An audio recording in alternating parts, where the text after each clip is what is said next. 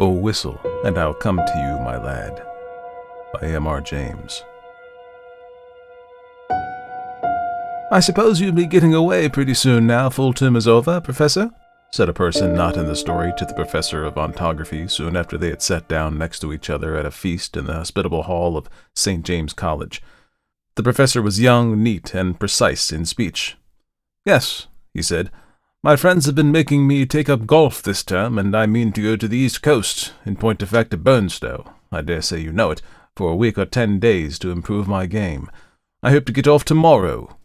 "Oh, Parkins," said his neighbor on the other side, "if you are going to Burnstow, I wish you would look at the site of the Templars' Preceptory, and let me know if you think it would be any good to have a dig there in the summer." It was, as you might suppose, a person of antiquarian pursuits who said this, but since he merely appears in this prologue, there is no need to give his entitlements. "Certainly," said Parkins, the professor.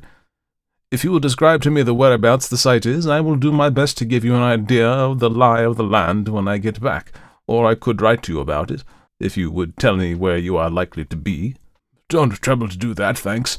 It's only that I'm thinking of taking my family in that direction in the long, and it occurred to me, as very few of the English preceptories have ever been properly planned, I might have an opportunity of doing something useful on off days." The professor rather sniffed at the idea that planning out a preceptory could be described as useful. His neighbor continued, "The site, I doubt if there is anything showing above ground, must be down quite close to the beach now. The sea is encroached tremendously, as you know, all along that bit of coast.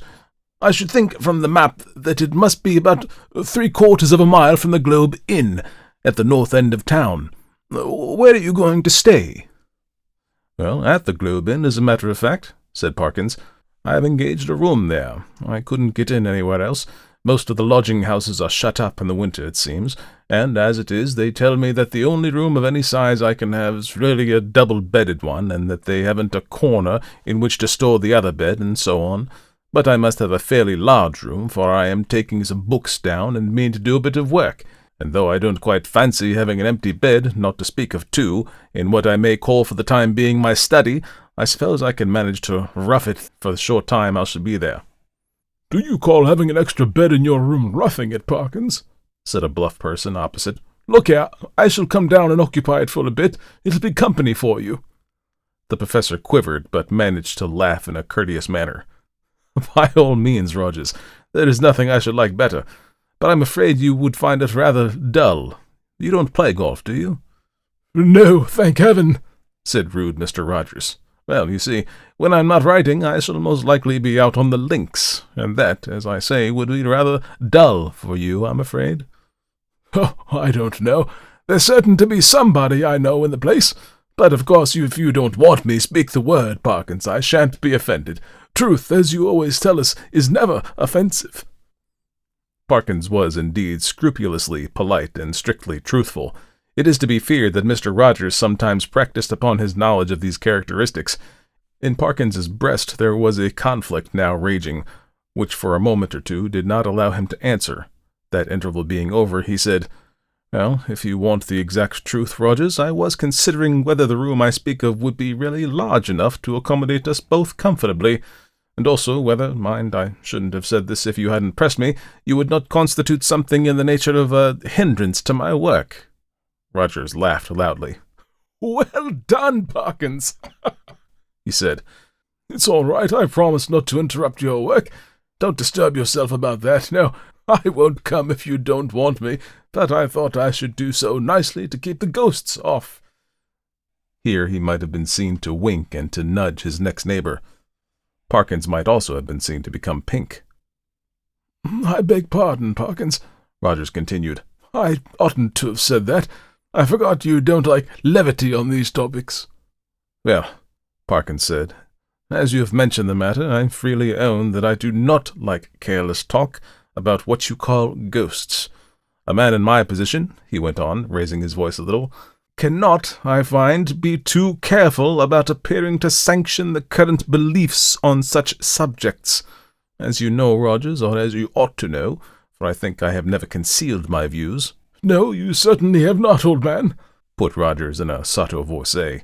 "I hold that any semblance, any appearance of concession to the view that such things might exist is to me a renunciation of all that I hold most sacred. But I'm afraid I have not succeeded in securing your attention." "Your undivided attention was what Dr. Blimber actually said," Rogers interrupted, with every appearance of an earnest desire for accuracy. "But I beg your pardon, Parkins, I'm stopping you." "No, not at all," said Parkins. "I don't remember Blimber. Perhaps he was before my time, but I needn't go on. I'm sure you know what I mean." Yes, said Rogers, rather hastily. "Just so. We'll go into it fully at Burnstow, or somewhere." In repeating the above dialogue, I have tried to give the impression which it made on me, that Parkins was something of an old woman, rather hen-like, perhaps, in his little ways, totally destitute, alas, of a sense of humor, but at the same time dauntless and sincere in his convictions, and a man deserving of the greatest respect. Whether or not the reader has gathered so much, that was the character which Parkins had. On the following day, Parkins did, as he had hoped, succeed in getting away from his college, and arriving at Burnstow. He was made welcome at the Globe Inn, was safely installed in the large double-bedded room of which we had heard, and was able, before retiring, to arrange his materials for work in apple pie order upon a commodious table which occupied the outer end of the room, and was surrounded on 3 sides by windows looking out seaward. That is to say, the central window looked straight out to sea, and those on the left and right commanded prospects along the shore to the north and south, respectively. On the south you saw the village of Burnstow. On the north no houses were to be seen, but only the beach and the low cliff backing it. Immediately in the front was a strip, not considerable, of rough grass, dotted with old anchors, capstans, and so forth, then a broad path, then the beach. Whatever may have been the original distance between the Globe Inn and the sea, not more than 60 yards now separated them. The rest of the population of the inn was, of course, a golfing one, and included few elements that call for a special description. The most conspicuous figure was, perhaps, that of an ancien militare, secretary of a London club, and possessed of a voice of incredible strength, and of views of a pronouncedly Protestant type. These were apt to find utterance after his attendance upon the ministrations of the vicar, an estimable man with inclinations toward a picturesque ritual which he gallantly kept down as far as he could out of deference to the East Anglican tradition.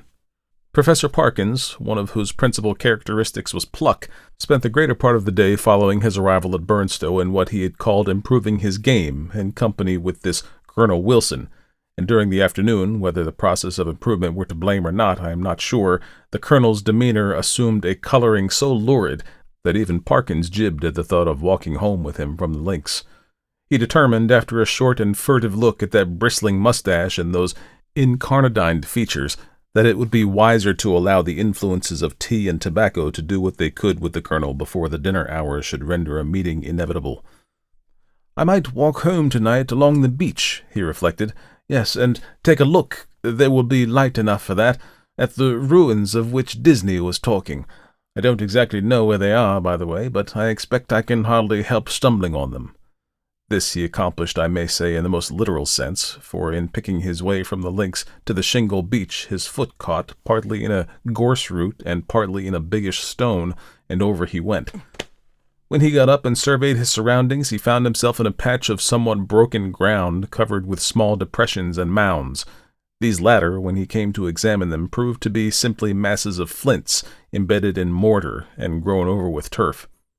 He must, he quite rightly concluded, be on the site of the preceptory he had promised to look at. It seemed not unlikely to reward the spade of the explorer. Enough of the foundations was probably left at no great depth to throw a good deal of light on the general plan. He remembered vaguely that the Templars, to whom this site had belonged, were in the habit of building around churches, and he thought a particular series of the humps or mounds near him did appear to be arranged in something of a circular form. Few people can resist the temptation to try a little amateur research in a department quite outside their own, if only for the satisfaction of showing how successful they would have been had they only taken it up seriously. Our professor, however, if he felt something of this mean desire, was also truly anxious to oblige Mr. Disney, so he paced with care the circular area he had noticed and wrote down its rough dimensions in his pocketbook. Then he proceeded to examine an oblong eminence which lay east of the center of the circle and seemed to his thinking likely to be the base of a platform or altar. At one end of it, the northern, a patch of the turf was gone, removed by some boy or other creature faire nature. It might, he thought, be as well to probe the soil here for evidences of masonry, and he took out his knife and began scraping away the earth. And now followed another little discovery. A portion of soil fell inward as he scraped, and disclosed a small cavity. He lighted one match after another to help him see of what nature the hole was, but the wind was too strong for them all. By tapping and scratching the sides with his knife, however, he was able to make out that it must be an artificial hole in the masonry. It was rectangular, and the sides, top and bottom, if not actually plastered, were smooth and regular. Of course it was empty. No. As he withdrew the knife, he heard a metallic clink, and when he introduced his hand, it met with a cylindrical object lying on the floor of the hole. Naturally enough, he picked it up, and when he brought it into the light, now fast fading, he could see that it, too, was of man's making. A metal tube about 4 inches long, and evidently of some considerable age. By the time Parkins had made sure that there was nothing else in this odd receptacle, it was too late and too dark for him to think of undertaking any further search. What he had done had proved so unexpectedly interesting that he determined to sacrifice a little more of the daylight on the morrow to archaeology. The object, which he now had safe in his pocket, was bound to be of some slight value, at least, he felt sure. Bleak and solemn was the view on which he took his last look before starting homeward. A faint yellow light in the west showed the links, on which a few figures moving toward the clubhouse were still visible, the squat Martello Tower, the lights of Aldsey village, the pale ribbon of sands intersected at intervals by black wooden groinings, the dim and murmuring sea. The wind was bitter from the north, but was at his back when he had set out for the globe. He quickly rattled and clashed through the shingle, and gained the sand, upon which, but for the groinings which had to be got over every few yards, the going was both good and quiet. One last look behind, to measure the distance he had made since leaving the ruined Templars' church, showed him a prospect of company on his walk, in the shape of a rather indistinct personage in the distance, who seemed to be making great efforts to catch up with him, but made little, if any, progress. I mean that there was an appearance of running about his movements, but that the distance between him and Parkins did not seem materially to lessen. So, at least, Parkins thought, and decided that he almost certainly did not know him, and that it would be absurd to wait until he came up. For all that, company, he began to think, would really be very welcome on that lonely shore, if only you could choose your companion. In his unenlightened days he had read of meetings in such places which even now would hardly bear thinking of. He went on thinking of them, however, until he reached home, and particularly of one which catches most people's fancy at some time of their childhood. Now I saw in my dream that Christian had gone but a very little way when he saw a foul fiend coming over the field to meet him. What should I do now, he thought, if I looked back and caught a sight of a black figure sharply defined against the yellow sky, and saw that it had horns and wings? I wonder whether I should stand or run for it. Luckily, the gentleman behind is not of that kind, and he seems to be about as far off now as when I saw him first. Well, at this rate, he won't be able to get his dinner as soon as I shall. And, dear me, it's within a quarter of an hour of that time now. I must run. Parkins had, in fact, very little time for dressing. When he met the colonel at dinner, peace, or as much of her as that gentleman could manage, reigned once more in the military bosom. Nor was she put to flight in the hours of bridge that followed dinner, for Parkins was more than a respectable player. When, therefore, he retired towards 12 o'clock, he felt that he had spent his evening in quite a satisfactory way, and that, even for so long as a fortnight or 3 weeks, life at the Globe would be supportable under similar conditions. Especially, thought he, if I go on improving my game. As he went along the passages, he met the boots of the Globe, who stopped and said, "Beg your pardon, sir, but as I was a-brushing your coat there just now, there was something fell out of your pocket. I put it on your chest of drawers, sir, in your room, sir, a piece of pipe or something like that, sir. Thank you, sir. You'll find it on your chest of drawers, sir. Yes, good night, sir." The speech served to remind Parkins of his little discovery of that afternoon. It was with some considerable curiosity that he turned it over by the light of the candles. It was of bronze, he now saw, and was shaped very much after the manner of the modern dog whistle. In fact, it was, yes, it certainly was, actually no more or less than a whistle. He put it to his lips, but it was quite full of a fine caked-up sand or earth, which could not yet yield to knocking, but must be loosened with a knife. Tidy as ever in his habits, Parkins cleared out the earth onto a piece of paper and took the latter to the window to empty it out. The night was clear and bright, as he saw when he had opened the casement, and he stopped for an instant to look at the sea and note a belated wanderer stationed on the shore in front of the inn. Then he shut the window, a little surprised at the late hours people kept at Burnstow, and took his whistle to the light again. Why, surely there were marks on it, and not merely marks, but letters. A very little rubbing rendered the deeply cut inscription quite legible, but the professor had to confess after some earnest thought that the meaning of it was as obscure to him as the writing on the wall of Belshazzar. There were legends on both the front and the back of the whistle. The one read thus: Fur, fla, fle, bis. The other, Quis est ista qui euniti. I ought to be able to make it out, he thought, but I suppose I am a little rusty in my Latin. When I come to think of it, I don't believe I even know the word for whistle. The long one does seem simple enough. It ought to mean, who is this who is coming? Well, the best way to find out is evidently to whistle for him. He blew tentatively and stopped suddenly, startled and yet pleased at the note he had elicited. It had a quality of infinite distance in it, and, soft as it was, he somehow felt it must be audible for miles round. It was a sound, too, that seemed to have the power which many scents possessed of forming pictures in the brain. He saw quite clearly for a moment a vision of a wide, dark expanse at night, with a fresh wind blowing, and in the midst a lonely figure. How employed he could not tell. Perhaps he would have seen more had not the picture been broken by a sudden surge of a gust of wind against his casement, so sudden that it made him look up just in time to see the white glint of a sea-bird's wing somewhere outside the dark panes. The sound of the whistle had so fascinated him that he could not help trying it once more, this time more boldly. The note was little, if at all, louder than before, and repetition broke the illusion. No picture followed, as he had half hoped it might. But what is this? Goodness! What force the wind can get up in a few minutes! What a tremendous gust! There! I knew that window fastening was no use. I thought so. Both candles out. It is enough to tear the room to pieces. The first thing was to get the window shut. While you might count 20, Parkins was struggling with the small casement and felt almost as if he were pushing back a sturdy burglar, so strong was the pressure. It slackened all at once, and the window banged to and latched itself. Now to relight the candles and see what damage, if any, had been done. No, nothing seemed amiss. No glass, even, was broken in the casement. But the noise had evidently roused at least one member of the household. The colonel was to be heard stumping in his stock-hinged feet on the floor above and growling. Quickly as it had risen, the wind did not fall at once. On it went, moaning and rushing past the house, at times rising to a cry so desolate that, as Parkins disinterestedly said, it might have made fanciful people quite uncomfortable. Even the unimaginative, he thought after a quarter of an hour, might be happier without it.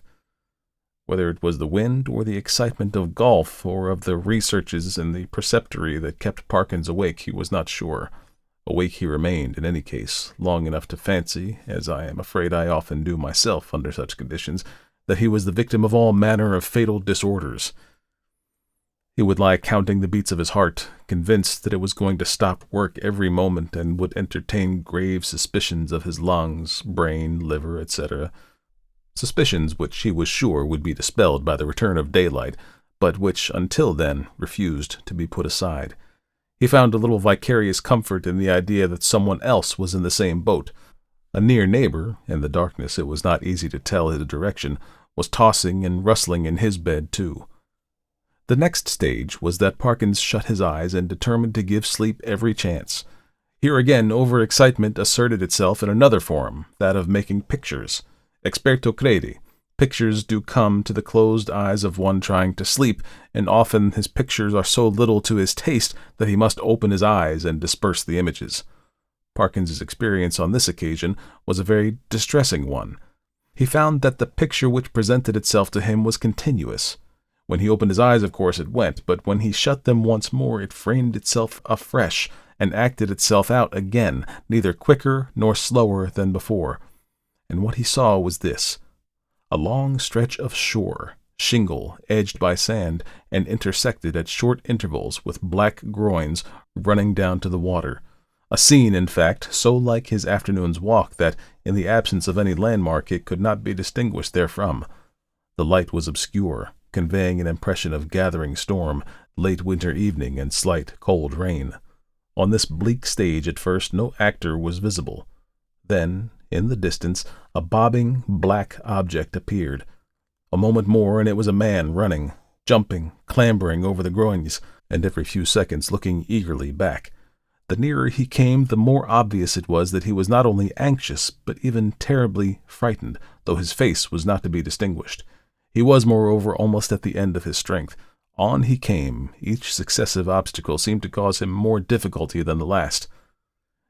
"Will he get over this next one?" thought Parkins. "It seems a little higher than the others." Yes, half climbing, half throwing himself, he did get over, and he fell all in a heap on the other side, the side nearest the spectator. There, as if really unable to get up again, he remained crouching under the groin, looking up in an attitude of painful anxiety. So far, no cause whatever for the fear of the runner had been shown, but now there began to be seen, far up the shore, a little flicker of something light-colored, moving to and fro with great swiftness and irregularity. Rapidly growing larger, it, too, declared itself a figure in pale, fluttering draperies, ill-defined. There was something about its motion which made Parkins very unwilling to see it at close quarters. It would stop, raise arms, bow itself toward the sand, then run, stooping, across the beach to the water edge and back again, and then, rising upright, once more continue its course forward at a speed that was startling and terrifying. The moment came when the pursuer was hovering about from left to right only a few yards beyond the groin where the runner lay hiding. After 2 or 3 ineffectual castings hither and thither, it came to a stop, stood upright, with arms raised high, and then darted straight forward towards the groin. It was at this point that Parkins always failed in his resolution to keep his eyes shut. With many misgivings as to the incipient failure of eyesight, overworked brain, excessive smoking, and so on, he finally resigned himself to light his candle, get out a book, and pass the night waking rather than be tormented by this persistent panorama, which he saw clearly enough could only be a morbid reflection of his walk and his thoughts of that very day. The scraping of match on box and the glare of light must have startled some creatures of the night, rats or what not, which he had heard scurry across the floor from the side of his bed with much rustling. Dear, dear, the match is out, fool that it is. But the second one burnt better, and a candle and book were fully procured, over which Parkins pored till sleep of a wholesome kind came upon him, and that in no long space. For about the first time in his orderly and prudent life he forgot to blow out the candle, and when he was called next morning at 8, there was still a flicker in the socket and a sad mess of guttered grease on the top of the little table. After breakfast he was in his room, putting the finishing touches to his golfing costume. Fortune had again allotted the colonel to him for a partner, when one of the maids came in. "Oh, if you please," she said, "would you like any extra blankets on your bed, sir?" "Ah, thank you," said Parkins. "Yes, I think I should like one. It seems likely to turn rather colder." In a very short time the maid was back with a blanket. "Which bed should I put it on, sir?" she asked. "What? Why, that one, the one I slept in last night," he said, pointing to it. "Oh, yes, beg your pardon, sir, but you seem to have tried both of 'em. Leastways, we had to make 'em both up this morning." "Really? How very absurd," said Parkins. "I certainly never touched the other, except to lay some things on it. Did it actually seem to have been slept in?" "Oh, yes, sir," said the maid. "Why, all things was crumpled and throwed about in all ways. If you'll excuse me, sir, quite as if anyone ain't passed but a very poor night, sir." "Dear me," said Parkins. "Well, I may have disordered it more than I thought when I unpacked my things. I'm very sorry to have given you the extra trouble, I'm sure. Expect a friend of mine soon, by the way, a gentleman from Cambridge, to come and occupy it for a night or two. That will be all right, I suppose, won't it?" "Oh, yes, to be sure, sir." "Thank you, sir. It's no trouble, I'm sure," said the maid, and departed to giggle with her colleagues. Parkins set forth with a stern determination to improve his game. I am glad to be able to report that he succeeded so far in this enterprise that the colonel, who had been rather repining at the prospect of a second day's play in his company, became quite chatty as the morning advanced, and his voice boomed out over the flats, as certain also of our own minor poets have said, like some great Borden in a minster tower. "Extraordinary wind that we had last night," he said. "In my old home we should have said someone had been whistling for it." "Should you indeed?" said Parkins. "Is there a superstition of that kind still current in your part of the country?" "I don't know about superstition," said the colonel. "They believe in it all over Denmark and Norway, as well as the Yorkshire coast. And my experience is, mind you, that there's generally something at the bottom of what these country folk hold to, and have held to for generations. But it's your drive." Or whatever it might have been, the golfing reader will have to imagine appropriate digressions at the proper intervals. When conversation was resumed, Parkins said with a slight hesitancy, "Apropos of what you were saying just now, Colonel, I think I ought to tell you that my own views on such subjects are very strong. I am, in fact, a convinced disbeliever in what is called the supernatural." "What?" said the colonel. "Do you mean to tell me you don't believe in second sight, or ghosts, or anything of the kind?" "Nothing whatever of the kind," returned Parkins firmly. "Well," said the colonel, "but it appears to me at that rate, sir, that you must be little better than a Sadducee." Parkins was on the point of answering that, in his opinion, the Sadducees were the most sensible persons he had ever read of in the Old Testament, but, feeling some doubt as to whether much mention of them was to be found in that work, he preferred to laugh the accusation off. "Perhaps I am," he said. "But, here, give me my clique, boy. Excuse me one moment, Colonel." A short interval. "Now, as to the whistling for the wind, let me give you my theory about it. The laws which govern winds are really not at all perfectly known. To fisher folk and such, of course, it is not known at all. A man or woman of eccentric habits, perhaps, or a stranger, is seen repeatedly on the beach at some unusual hour, and is heard whistling. Soon afterwards a violent wind rises.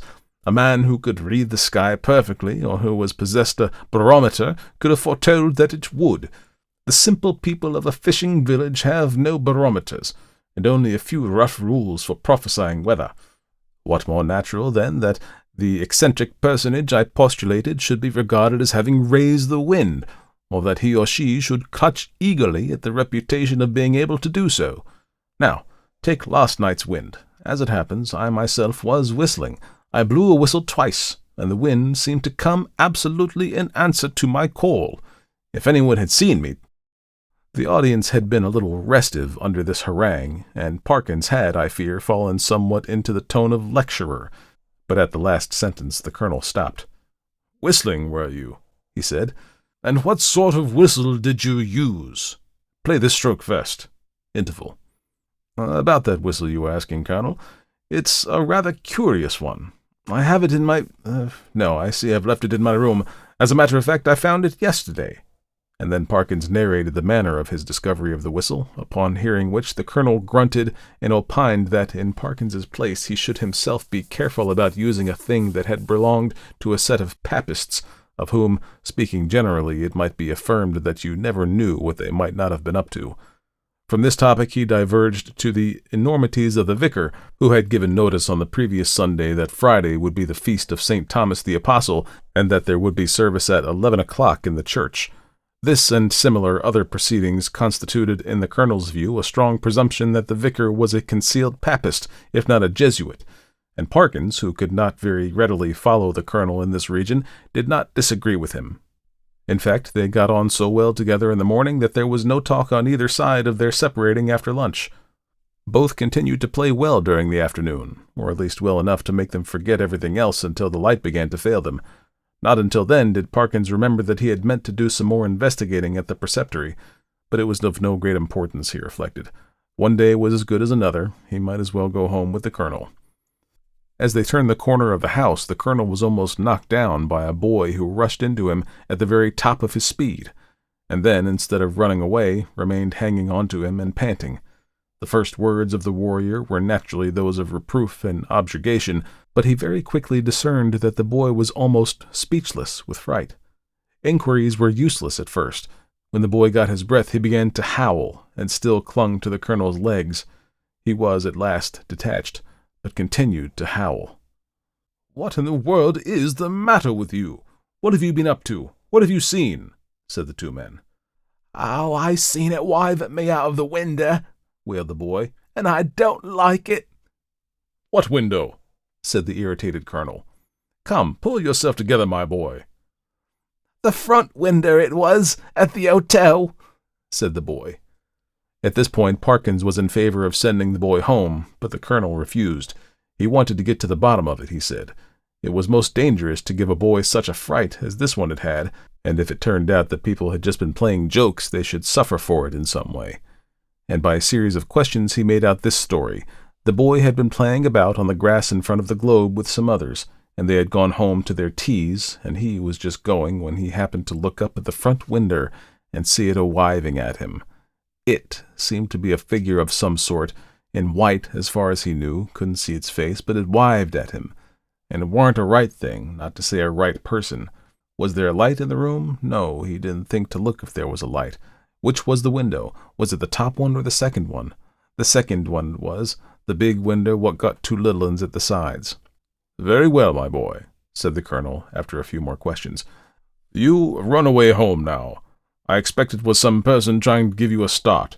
Another time, like a brave English boy, you just throw a stone. Well, no, not that exactly, but you go and speak to the waiter or to Mr. Simpson, the landlord, and say that I advised you to do so." The boy's face expressed some of the doubt he felt as to the likelihood of Mr. Simpson's lending a favorable ear to his complaint, but the colonel did not appear to perceive this and went on. "And here's a sixpence. No, I see it's a shilling, and you be off home and don't think any more about it." The youth hurried off with agitated thanks, and the colonel and Parkins went round to the front of the globe and reconnoitered. There was only one window answering to the description that they had been hearing. "Well, that's curious," said Parkins. "It's evidently my window the lad was talking about. Will you come up for a moment, Colonel Wilson? We ought to be able to see if anyone has been taking liberties in my room." They were soon in the passage, and Parkins made as if to open the door. Then he stopped and felt in his pockets. "This is more serious than I thought," was his next remark. "I remember now that before I started this morning I locked the door. It is locked now, and what is more, here is the key," and he held it up. "Now," he went on, "if the servants are in the habit of going into one's room during the day when one is away, I can only say that I don't approve of it at all." Conscious of a somewhat weak climax, he busied himself in opening the door, which was indeed locked, and lighting candles. "No," he said, "nothing seems disturbed." "Except in your bed," put the colonel. "Excuse me, that isn't my bed," said Perkins. "I don't use that one, but it does look as if someone had been playing tricks with it." It certainly did. The clothes were bundled up and twisted together in a most tortuous confusion. Parkins pondered. "That must be it," he said at last. "I disordered the clothes last night in unpacking, and they haven't made it since. Perhaps they came to make it, and the boy saw them through the window, and then they were called away and locked the door after them. Yes, I think that must be it." "Well, ring and ask," said the colonel, and this appealed to Parkins as practical. The maid appeared, and to make a long story short, deposed that she had made the bed in the morning when the gentleman was in the room, and hadn't been there since. No, she hadn't no other key. Mr. Simpson, he kept the keys. He'd be able to tell the gentleman if anyone had been up. This was a puzzle. Investigation showed that nothing of value had been taken, and Parkins remembered the disposition of the small objects on tables and so forth well enough to be pretty sure that no pranks had been played with them. Mr. and Mrs. Simpson furthermore agreed that neither of them had given the duplicate key of the room to any person whatever during the day, nor could Parkins, fair-minded man as he was, detect anything in the demeanor of master, mistress, or maid that indicated guilt. He was much more inclined to think that the boy had been imposing on the colonel. The latter was unwontedly silent and pensive at dinner and throughout the evening. When he bade good night to Parkins, he murmured in a gruff undertone, You know where I am if you want me during the night." "Why, yes, thank you, Colonel Wilson. I think I do. But there isn't much prospect of my disturbing you, I hope. By the way," he added, "did I show you that old whistle I spoke of? I think not. Well, here it is." The colonel turned it over gingerly in the light of the candle.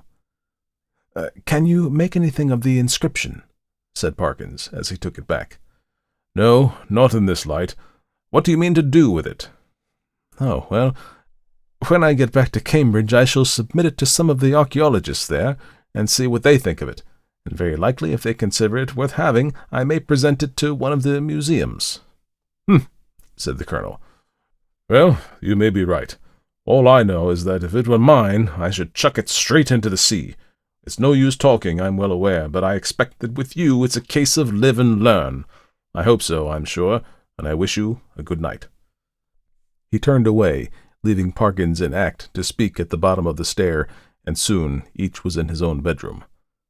By some unfortunate accident, there were neither blinds nor curtains to the windows of the professor's room.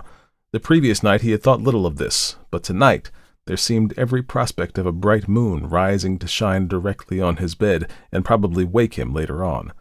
When he noticed this, he was a good deal annoyed, but with the ingenuity which I can only envy, he succeeded in rigging up, with the help of a railway rug, some safety pins and a stick and an umbrella, a screen which, if it only held together, would completely keep the moonlight off his bed. And shortly afterwards he was comfortably in that bed. When he had read somewhat of solid work long enough to produce a decided wish for sleep, he cast a drowsy glance around the room, blew out the candle, and fell back upon the pillow. He must have slept soundly for an hour or more, when a sudden clatter shook him up in a most unwelcome manner. In a moment he realized what had happened. His carefully constructed screen had given way, and a very bright, frosty moon was shining directly on his face. This was highly annoying. Could he possibly get up and reconstruct the screen, or could he manage to sleep if he did not? For some minutes he lay and pondered over the possibilities, then he turned over sharply, and with all his eyes open, lay breathlessly listening. There had been a movement, he was sure, in the empty bed on the opposite side of the room. Tomorrow he would have it moved, for there must be rats or something playing about in it. It was quiet now. No, the commotion began again. There was a rustling and shaking, surely more than any rat could cause. I can figure to myself something of the professor's bewilderment and horror, for I have in a dream 30 years back seen the same thing happen, but the reader will hardly, perhaps, imagine how dreadful it was to him to see a figure suddenly sit up in what he had known was an empty bed. He was out of his own bed in one bound, and made a dash toward the window where lay his only weapon, the stick with which he had popped his screen. This was, as it turned out, the worst thing he could have done, because the personage in the empty bed with a sudden smooth motion slipped from the bed and took up a position with outspread arms between the two beds and in front of the door. Parkins watched it in a horrid perplexity. Somehow the idea of getting past it and escaping through the door was intolerable to him. He could not have borne, he did not know why, to touch it, and as for its touching him, he would sooner dash himself through the window than have that happen. It stood for the moment in a band of dark shadow, and he had not seen what its face was like. Now it began to move in a stooping posture, and all at once the spectator realized, with some horror and some relief, that it must be blind, for it seemed to feel about it with its muffled arms in a groping and random fashion. Turning half away from him, it became suddenly conscious of the bed he had just left, and darted towards it, and bent and felt over the pillows in a way which made Parkins shudder as he had never in his life thought possible. In a very few moments it seemed to know that the bed was empty, and then, moving forward into the area of light and facing the window, it showed, for the first time, what manner of thing it was. Parkins, who very much dislikes being questioned about it, did once describe something of it in my hearing, and I gathered that what he chiefly remembers about it is a horrible, an intensely horrible, face of crumpled linen. What expression he read upon it he could not or would not tell, but that the fear of it went nigh to maddening him is certain. But he was not at leisure to watch it for long. With formidable quickness it moved into the middle of the room, and as it groped and waved, one corner of its drapery swept across Parkins's face. He could not, though he knew how perilous a sound was, he could not keep back a cry of disgust, and this gave the searcher an instant clue. It leapt towards him upon the instant, and the next moment he was halfway through the window backwards, uttering cry upon cry at the utmost pitch of his voice, and the linen face was thrust close into his own. At this, almost the last possible second, deliverance came. As you will have guessed, the colonel burst the door open and was just in time to see the dreadful group at the window. When he reached the figures, only one was left. Parkins sank forward into the room in a faint, and before him on the floor lay a tumbled heap of bedclothes. Colonel Wilson asked no questions, but busied himself keeping everyone else out of the room and getting Parkins back into his bed, and himself, wrapped in a rug, occupied in the other bed for the rest of the night. Early on the next day Rogers arrived, more welcome than he would have been a day before, and the three of them held a very long consultation in the professor's room. At the end of it, the colonel left the hotel door carrying a small object between his finger and thumb, which he cast as far into the sea as a very brawny arm could send it. Later on, the smoke of a burning ascended from the back premises of the Globe. Exactly what explanation was patched up for the staff and visitors at the hotel I must confess I do not recollect. The professor was somehow cleared of the ready suspicion of delirium tremens, and the hotel of the reputation of a troubled house. There is not much question as to what would have happened to Parkins if the colonel had not intervened when he did. He would either have fallen out of the window or else lost his wits. But it is not so evident what more the creature that came in answer to the whistle would have done than frighten. There seemed to be absolutely nothing material about it save the bedclothes of which it had made itself a body. The colonel, who remembered not a very dissimilar occurrence in India, was of opinion that if Parkins had closed with it, it really could have done very little, and that its one power was that of frightening. The whole thing, he said, served to confirm his opinion of the Church of Rome. There is really nothing more to tell, but, as you may imagine, the professor's views on certain points are less clear-cut than they used to be. His nerves, too, have suffered. He cannot even now see a surplice hanging on a door quite unmoved, and the spectacle of a scarecrow in a field, late on a winter afternoon, has cost him more than one sleepless night.